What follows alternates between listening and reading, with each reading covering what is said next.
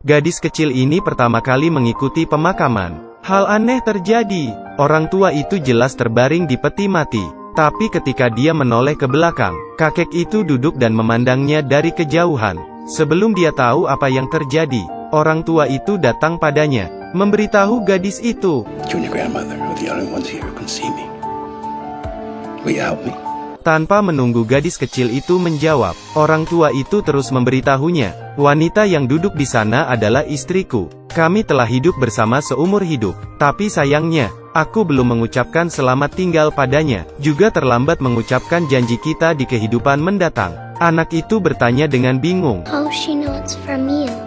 Setelah orang tua ini berpikir, orang tua itu mengatakan padanya sesuatu yang hanya dia dan istrinya tahu, dan berjanji di kehidupan mendatang, dia akan menunggunya di kafe itu. Setelah dia mengatakannya, gadis kecil berjalan perlahan menuju istri orang tua, membisikkan apa yang dikatakan si kakek, dan berjanji padanya di kehidupan selanjutnya. Kenangan di masa lalu itu seketika terlintas di pikirannya, dan kenangan akan suaminya seketika meledak. Saat gadis kecil itu melihat ke arah si kakek, dia akhirnya bisa melepaskan semuanya, dan pergi dengan tenang. Tapi anak gadis ini tidak menyangka, dia bisa berbicara pada seorang roh. Ketika hari pernikahannya, Melinda sedang menari.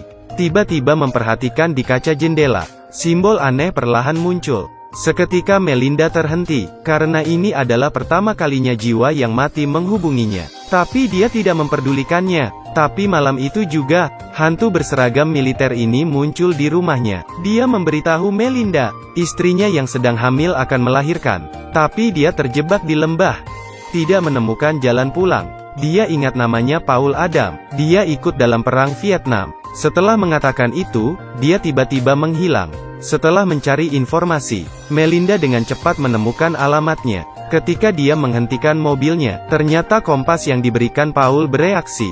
Jari kompas menunjuk ke seorang pria. Melinda mengutip informasi yang dikumpulkan, bertanya pada pria itu tentang Paul. Dari pria itu dia tahu, pria di depannya ternyata putra Paul bernama Mike. Ternyata sebelum anaknya lahir, Paul ada di medan perang. Sudah 30 tahun berlalu dan dia tidak menemukan kabar ayahnya, dan ibunya juga telah meninggal. Please tell me if you find out anything about my dad. Anything. It's amazing how much you can miss somebody you never met.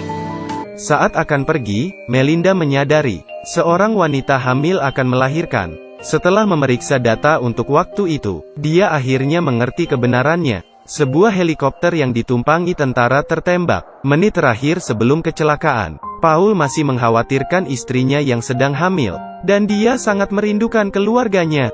Karena itu dia mencari Melinda.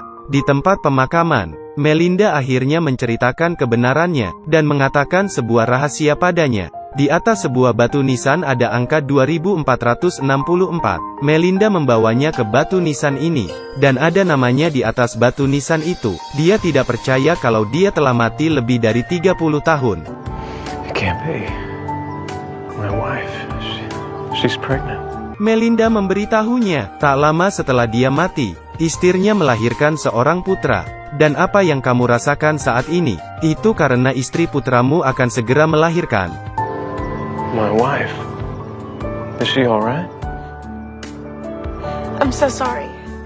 Baru kemudian dia menyadari, dia telah melewatkan saat-saat terpenting dalam hidupnya. Bukan hanya saya gagal melihat putranya, dia bahkan tidak melihat istrinya untuk terakhir kalinya. Yang paling membuat seseorang menderita adalah penyesalan. Dan permintaan terakhirnya, dia berharap Melinda bisa mengatakan pada anaknya kebenaran ini. Tapi ternyata tidak disangka, Mike sama sekali tidak percaya Meda. Hal-hal yang bahkan militer tidak tahu. Bagaimana kamu tahu? Melinda menjelaskan, dia bisa berkomunikasi dengan jiwa yang telah mati. Semua ini ayahnya yang memberitahukan padanya. Melinda mengeluarkan kompas Paul. Tapi ini membuat Mike semakin marah. Kehilangan ayahnya adalah rasa sakit abadi di hatinya. Dia tidak terima ada yang mengatakan apapun tentang ayahnya. Get out! Get out! I didn't ask you for anything. I don't want anything from you. Just please call the Pentagon and ask. Tapi dia sama sekali tidak mendengarkan penjelasan Melinda. Langsung menutup pintunya. Dan ketika Melinda pulang, dia menemukan Suaminya yang adalah seorang dokter, sedang minum. Suaminya berkata padanya, ada pasien yang hampir tidak bisa diselamatkan. Dia takut suatu hari, gagal menyelamatkan hidup mereka, dan jatuh ke dalam iblis mereka sendiri. Tiba-tiba Melinda menyadari sesuatu. Jiwa kakak suaminya yang telah mati, pernah mengatakan padanya, We're in the life business. Death is just a part of it. Begitu suaminya mendengar itu, seketika merasa lega, dan jiwa kakaknya yang ada di luar, juga bisa pergi dengan tenang. Saat yang bersamaan Mike datang, di depan rumah Melinda. Apakah wanita ini benar, bisa berkomunikasi dengan hantunya? Meskipun telah mendapatkan informasi dari militer, tapi Mike masih curiga. Saat itu juga Paul muncul.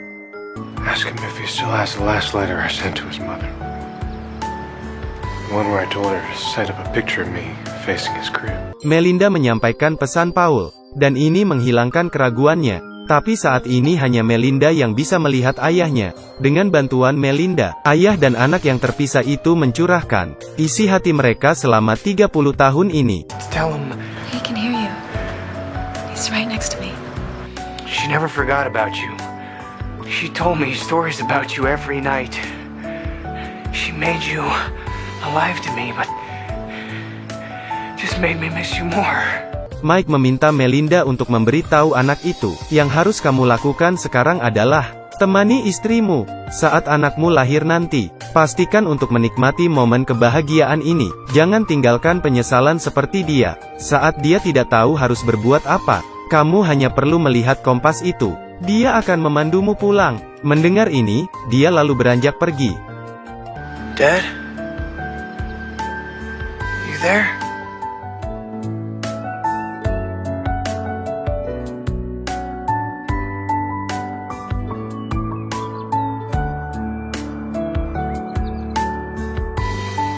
Tak lama kemudian, mayat tubuh Paul diantar kembali ke negaranya. Mereka sekeluarga akhirnya berkumpul kembali. Mungkin inilah makna dari sebuah keluarga, tidak peduli kapanpun, dan dimanapun, walaupun sudah berlalu 1000 tahun. Anda harus ingat, akan ada orang yang selalu menggenggam tanganmu. Saya Hong San. Sampai jumpa.